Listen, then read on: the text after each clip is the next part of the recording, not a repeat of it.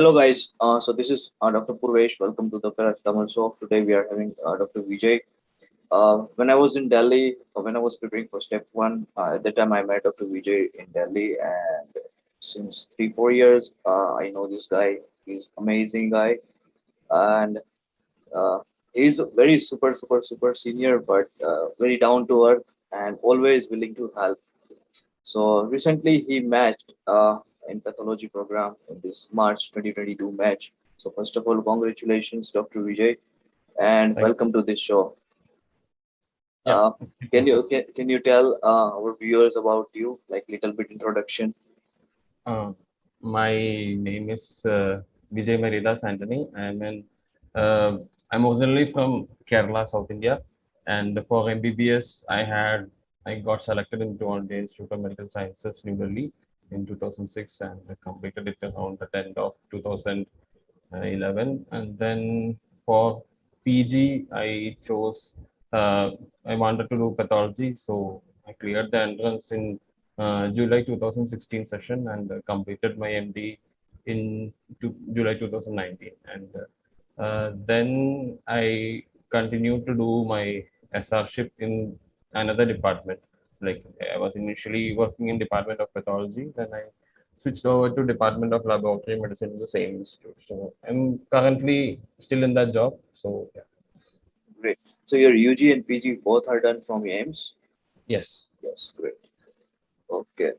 And uh, when did you start thinking of USMLE? I mean, like generally you finished UG, PG, you started SRship, and then I think you started for USMLE journey, right? So when did you have this thought, like I should go for USMLE for better future or something? Uh, Actually, in my UG time itself, I had a bit of an idea about like there was something called USMLE because my lot of my batchmates were pursuing that. But I was at that time I was more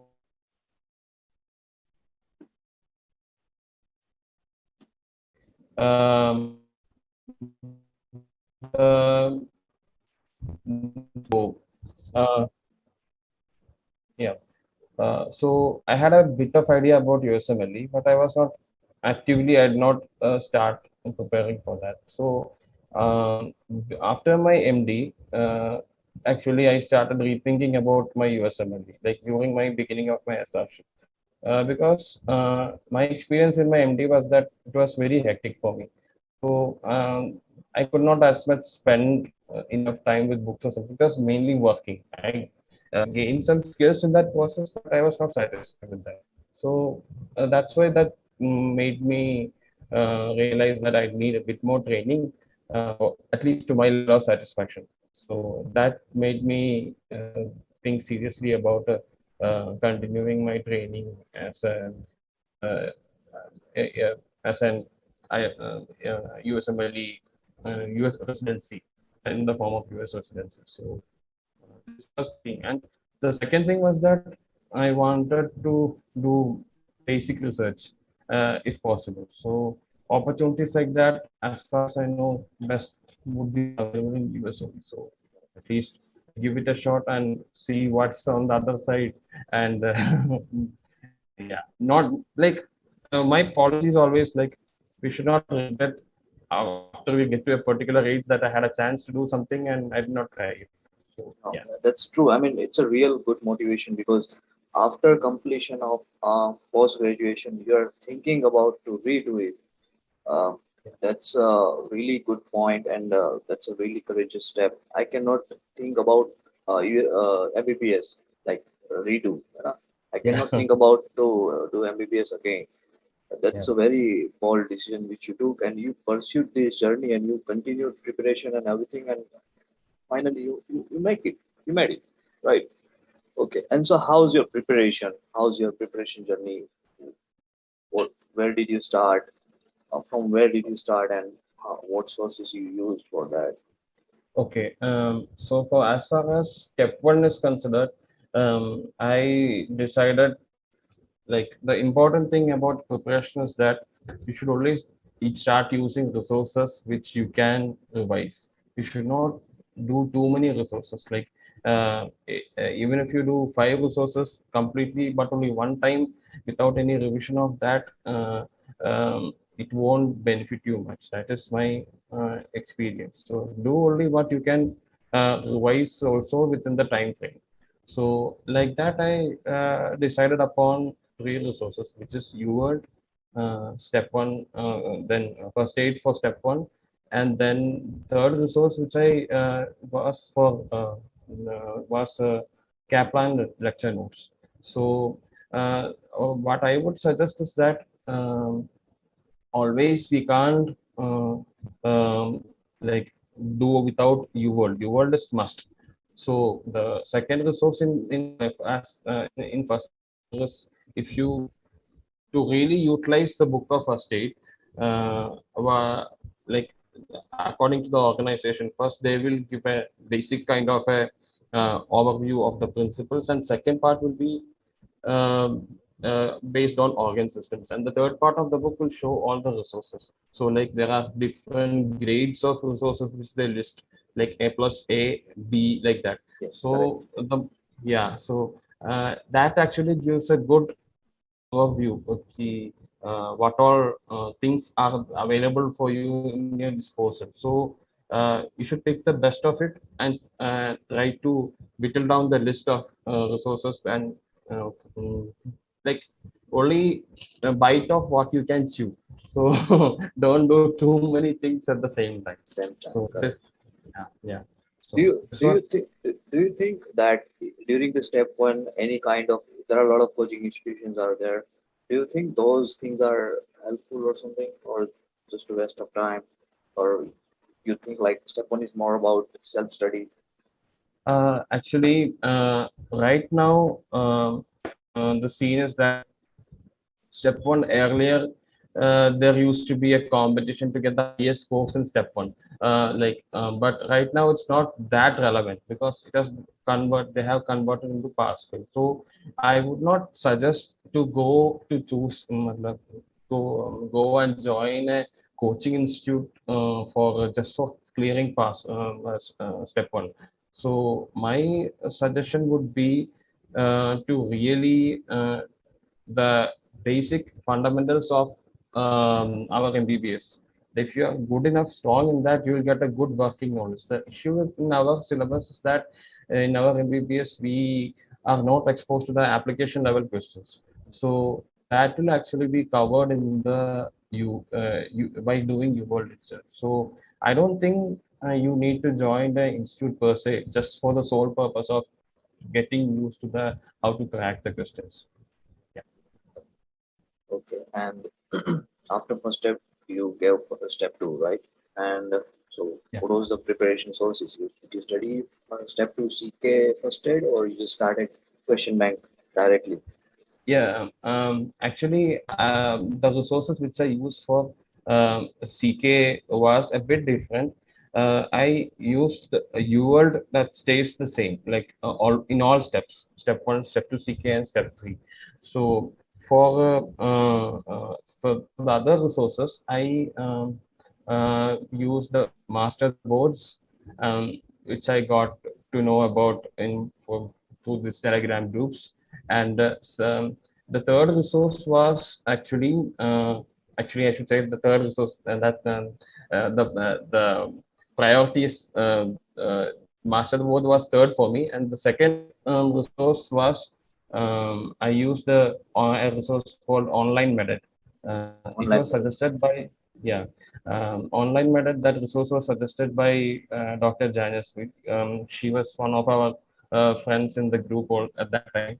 So that session was very good because uh, uh, they give um, video lectures which are free, and there are multiple options. Just search online method, and Dr. Purvesh can Put link in share the the link. description box. Yeah. Yeah, yeah. So you can just go to the website and you can just start the preparation at the immediately also. They have resources even for step one also. So these are the 3 resources which I used for step. Step two, you world, or definitely online method and masterboards. Yeah, Great. Correct. master the. Yeah. All right. So, how about publications? Do you have any publications or something? Yeah, I started, like I said, my journey priority for USMLE started very late. So I started publishing in the process of my MD. That was actually derived from my MD thesis itself. So three papers I was able to publish. So one as a first author and two as a second author. So Great. Very nice. Okay. So now we are moving to the matching process and residency applications. So, my question is like you didn't do any USCE, you need United States clinical experience or any rotations or anything in the US. So, what did you upload in the LOR section? Like you have to upload uh, 4 LORs. So, what did you upload in that section? yes. I basically I uploaded only my Indian LORs. That is, I contacted my HOD of my current department and one faculty of my current department, that's the Department of Laboratory, and two other faculty of my previous department, Department of Pathology.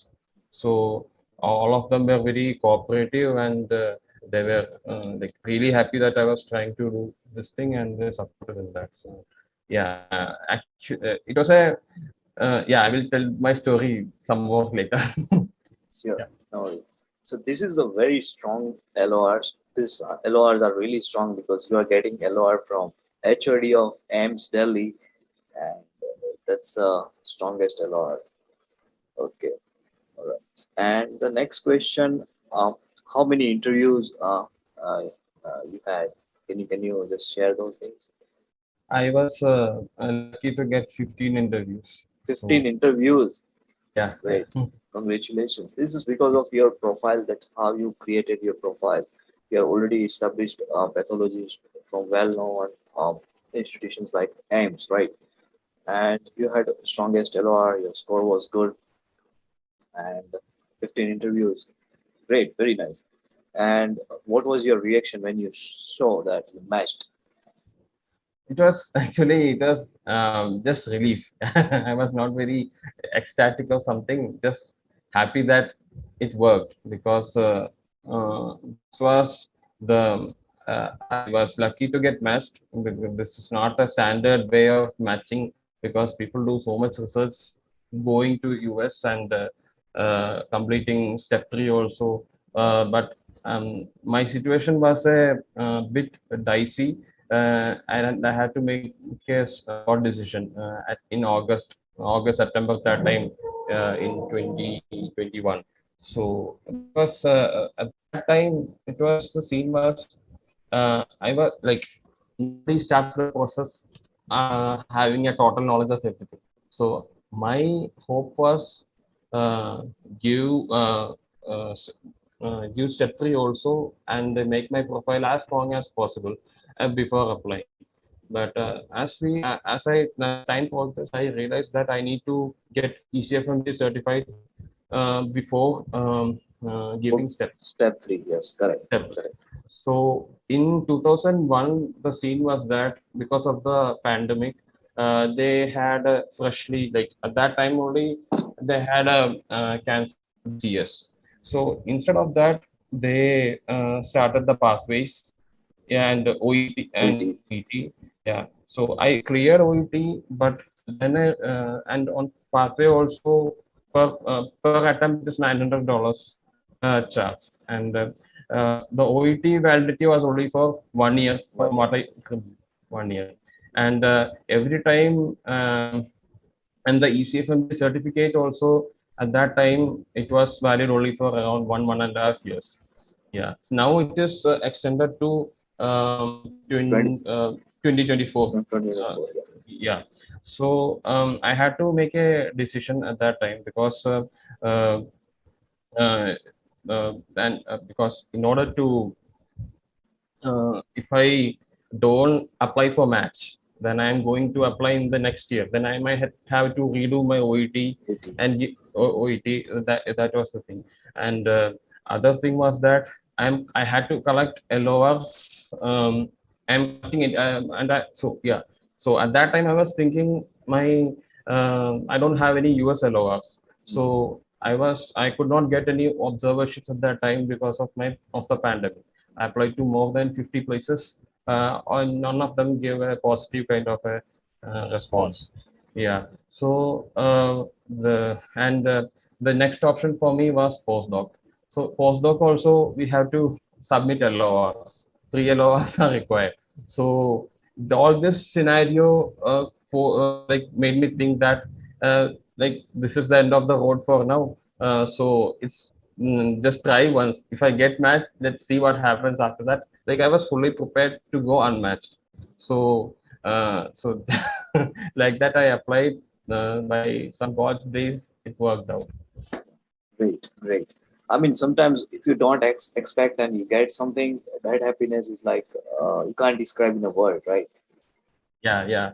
Even when the interview started coming, I was just thankful that my CV was good enough to go to the interviews. So because when we start the process, we don't know what to expect.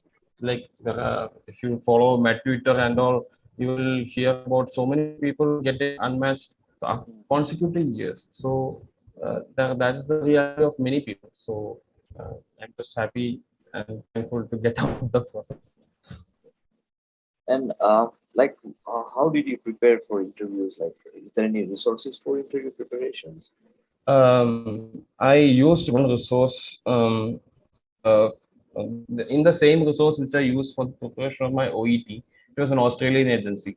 So those people, after I informed them that I cleared my OET successfully, subsequent to that, they gave a link of job interview preparation, JIP. It was like an 80 Australian dollar kind of deal, one session.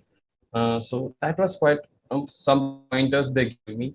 And other than that, for a job interview, I used resources such as mm, uh, the inside the residency match. There is a inside the match. Sorry, in Twitter there is a channel.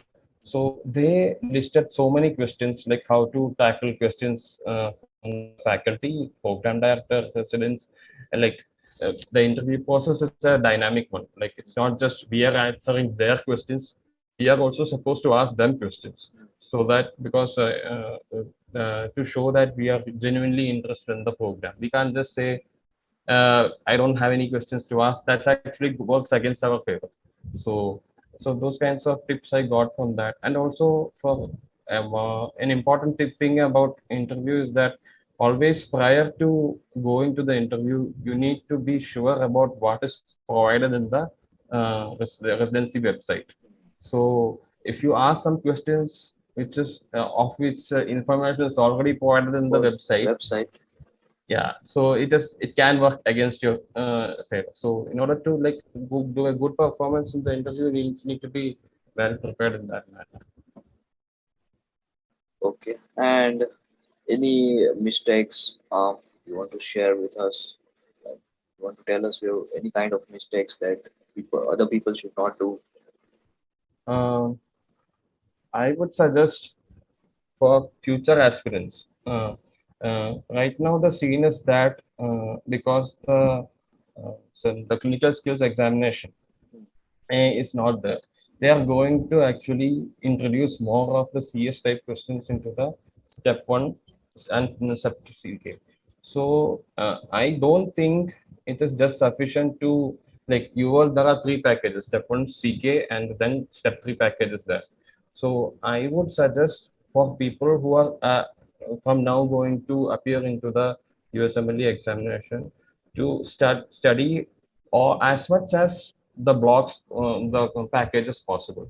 So, and don't just wait for like you study one package use exam then go to try to study step one CK step one package CK package and step three together. It's a bit cumbersome. Total it will be like 9,000 10,000 questions, but it will be worth it. So you try to go if you go into that level of preparation into the step one exam, you will be ready for anything Correct. coming. Many people these days are doing the same way. Like they are doing Yeah. step one to bank, step two to bank. together, and especially the ethics portion of the step two. What Yeah. they are doing. So I'm also going to give step two CK soon, and I'm also thinking to do step three Q bank, or at least ethics questions as much as I can, because Yeah. step three is like 1,700 questions are there, I think, right? Yeah. Yeah. So hopefully things will work out, and hoping for the best. Yeah. And thank you, Vijay, Dr. Vijay. Thank you for this interview. I really appreciate your time. I know you're very busy with visa process and all those SRship and all those stuff, and still you gave me this time. I really appreciate. Thank you. Any ending or any closing line from your side? Uh, the the only thing which I can say is that never give up and keep working towards the goal. Like it's never late to start this thing. Like people might think that okay, I'm an old graduate or something like that. So people have get hesitant. So it's totally depends upon you. It's nothing is set in stone. So if you are really interested, I would suggest like when I started the process, I didn't even know how to apply. So I there are lot of resources, especially which helped me was in YouTube. There are so many channels of doctors who are IMGs are there, American medical graduates are there. So and Twitter was also very good resource to contact people. So follow some useful channels like Dr. Purvesh started his own, and there are other people, IMGs. One person who particularly helped in this profession was a doctor called Dr. Malkasar. He's an Okay, sir. Yeah. um, yeah, he's a very genuine guy, and I don't know him personally, but he was an IMG who mastered in plastic surgery. So I got the idea about the postdoc from him for watching his videos only. So and he even prepared a video of how to fill the ERAS application. So there are people like that. Always, you don't need to actually meet with people. There are people out there who have created channels like this to help, especially IMGs. So I would suggest use those resources. It will help you out. Great. Thank you, Vijay. Thank you so much, and Yeah. have a good day. Yeah. Bye.